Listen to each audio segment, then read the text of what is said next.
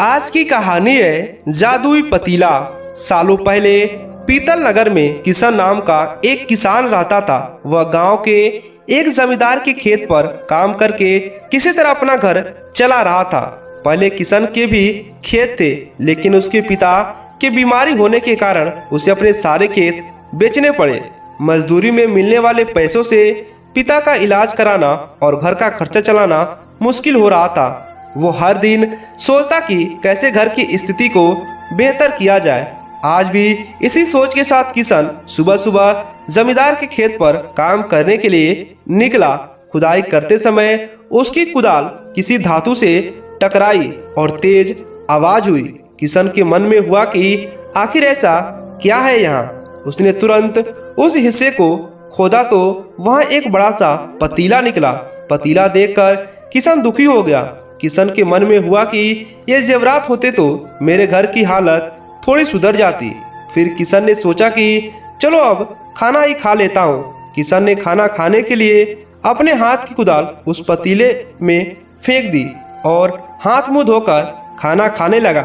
खाना खत्म करने के बाद किशन अपनी कुदाल उठाने के लिए उस पतीले के पास पहुंचा। वहां पहुंचते ही किशन हैरान हो गया। उस पतीले के अंदर एक नहीं बल्कि बहुत सारे कुदाल थे। उसे कुछ समझ नहीं आया। तभी उसने अपने पास रखी एक टोकरी को उस पतीले में फेंक दिया।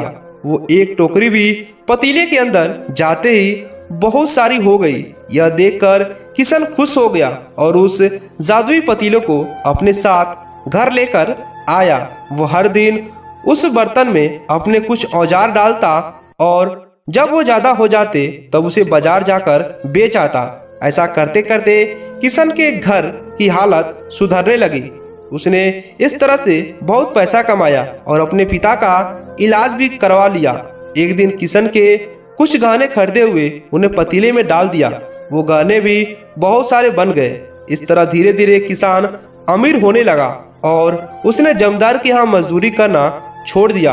किशन को अमीर होते हुए देख जमींदार मोहन को किशन पर शक हुआ। वो सीधे किशन के घर पहुंचा। वहां जाकर उसे जादुई पतीले के बारे में पता चला। उसने किशन से पूछा, तुमने यह पतीला कब और किसके घर से चुराया? डरी हुई आवाज में किशन बोला, साहब यह पतीला मुझे खेत में खुदाई करते समय मिला था। मैंने किसी के घर से चोरी नहीं की।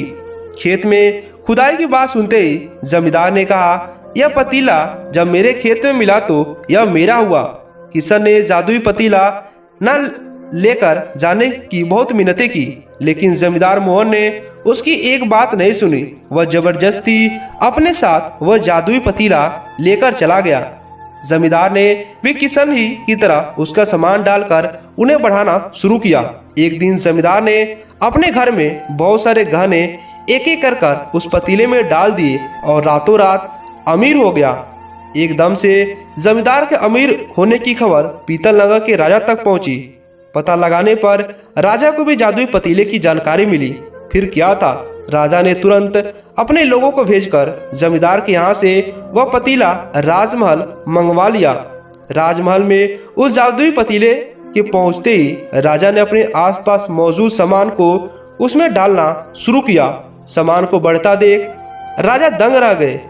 होते होते आखिर में राजा खुद उस पतीले के अंदर चला गया। देखते देखते उस पतीले से बहुत सारे राजा निकल आए। पतीले से निकला हर राजा बोलता, मैं पीतल नगर का असली राजा हूँ।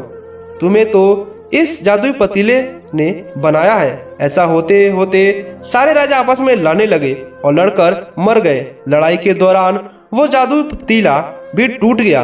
जादुई पतीले के कारण राजमहल में हुई इस भयानक लड़ाई के बारे में नगर में सबको पता चल गया। इस बात की जानकारी मिलते ही मजदूर किशन और जमींदार मोहन ने सोचा, अच्छा हुआ कि हमने यह जादुई पतीले का इस्तेमाल सही से किया। उस राजा ने अपने मूर्खता के कारण अपनी जान खो दी। दोस्तों, इस कहानी से हमें यह सीख मिलती है कि जादुई पतीले की कहानी से हमें दो सीख मिलती है। पहले कि मूर्खता का अंत बुरा होता है और दूसरा यह कि हर सामान का इस्तेमाल संभल कर करना चाहिए, नहीं तो यह अति हानिकारक भी हो सकता है। आपको यह कहानी कैसी लगी हमें नीचे कमेंट कर बताइएगा।